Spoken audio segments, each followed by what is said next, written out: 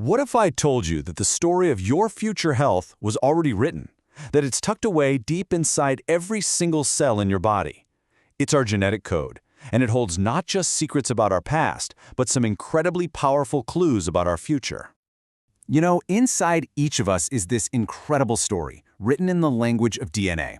And for almost all of human history, that book was sealed shut. We had no idea what it said. But now we're finally learning how to translate it. And the things we're learning can be absolutely life-changing. So let's get specific. What if you could just peek ahead, read one single chapter of that story, the one that's all about your inherited risk of developing cancer? I mean, would you really want to know? Well, today, that is no longer a hypothetical question. Okay, so Section 1, a family legacy. Because for so many people, this journey doesn't start in some high-tech lab. It starts with a conversation, a memory, a question about their family's past. Doctors have a term for this. They call it clinical suspicion. But really, it's those patterns you might start to notice. You know, maybe several people in your family have had the same cancer. Or maybe someone you love got diagnosed way, way too young. It could even be a really rare kind of tumor. These are the clues, the red flags, that suggest something might be going on in the family genes.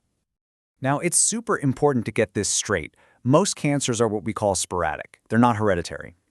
But for a pretty significant slice, about 5 to 10% of really common cancers like breast, ovarian, and colorectal, well, there's a strong identifiable genetic link. And those are the ones we can now go looking for. Section 2. Decoding the blueprint.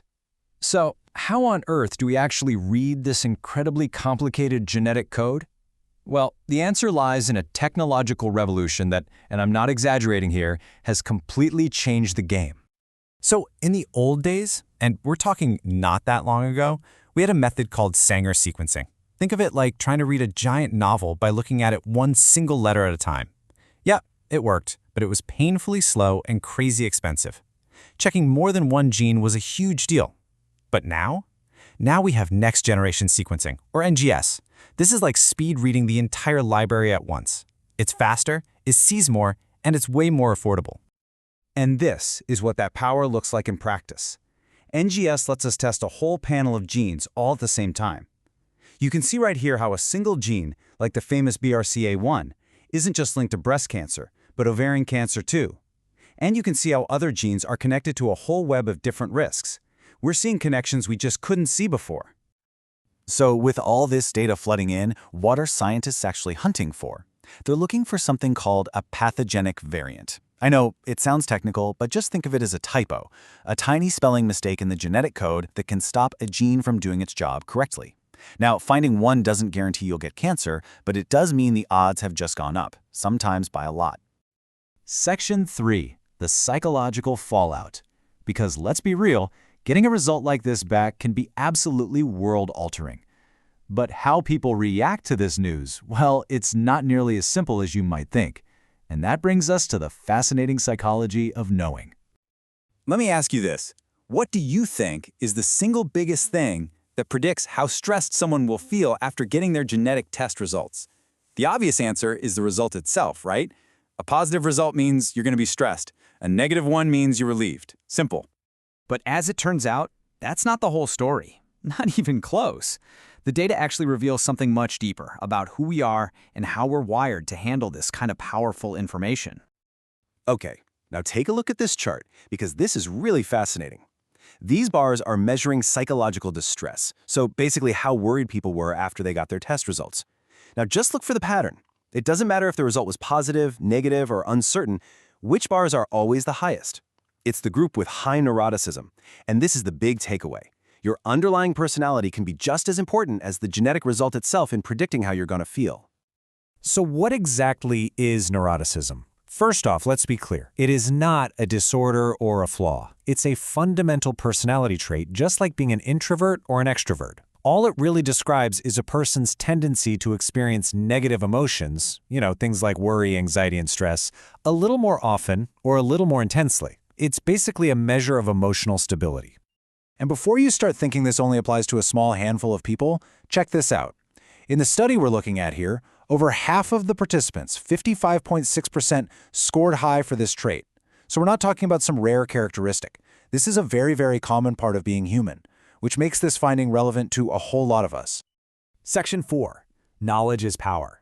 Because look, understanding the psychology here is vital, but the ultimate goal of all this testing is empowerment. So if a pathogenic variant, one of those typos, is found, what happens next? Well, this is where knowledge gets turned into a real proactive plan. And the options are truly powerful. First, enhanced screening. This can mean starting mammograms or colonoscopies decades earlier than most people, or getting them more often. Second, there are preventative measures, which can even include risk-reducing surgeries. Third, if cancer ever does develop, this genetic knowledge can unlock targeted treatments, like PARP inhibitors, which are designed to work against cancers caused by specific mutations, like BRCA. And finally, and this is so important, you can inform your family, giving them the same chance to learn and take action. This right here is the key takeaway. This is the whole ballgame. Genetic testing lets us get ahead of the disease. Instead of just waiting for cancer to show up and then reacting to it, we can completely shift our approach. We become proactive, actively managing risk, catching things at the earliest possible stage, and sometimes even preventing it from ever starting. Okay, our final section, Section 5, the future of counseling. So, we've got the genetic data, we understand the psychology behind it. The final piece of the puzzle is, how do we best deliver this incredibly sensitive information to people? Well, the world changed in 2020, and so did healthcare. Before the pandemic, most people were pretty hesitant about having genetic counseling remotely. You can see the numbers up top. Only about 28% were okay with a video visit. But after the lockdown forced pretty much everyone online, acceptance just surged. All of a sudden, 80% were on board. I mean, that is a massive, lightning-fast shift in what patients want. But of course, it's not a one-size-fits-all solution. Research shows that certain kinds of people are more likely to prefer going remote. It tends to be younger people and those with higher levels of education. And interestingly enough, personality plays a role here too. People who score a little lower in neuroticism and conscientiousness are generally more comfortable with it. And that really brings us to our final thought. We're entering this incredible new era where medicine is being tailored to our unique genetic blueprint. So this research makes you wonder, what's the next frontier? Is it personalizing the delivery of that information, tailoring the counseling we get not just to our genes, but to our own individual minds as well?